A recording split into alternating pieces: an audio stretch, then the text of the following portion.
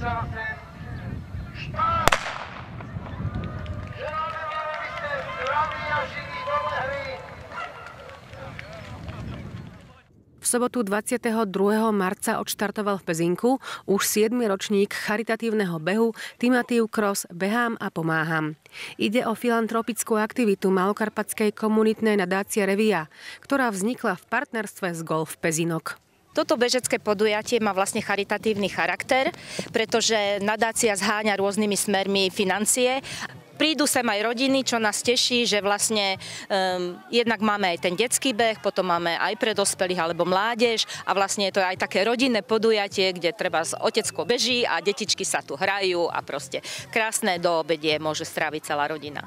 Do 7. ročníka sa zapojilo tentokrát 100 bežcov.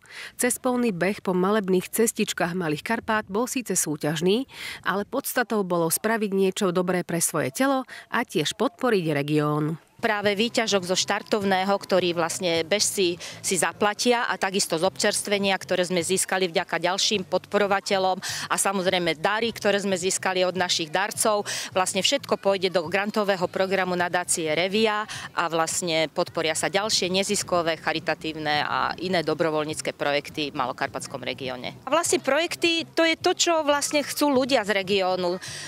Nemôžeme povedať, že by to bolo čiste len na šport, pretože niektorý rok je tých športových podujatí a respektíve projektov menej, ale vlastne sú to ohľadom kultúry, pre seniorov, životného prostredia, čo ľudia potrebujú v Malokarpatskom regióne.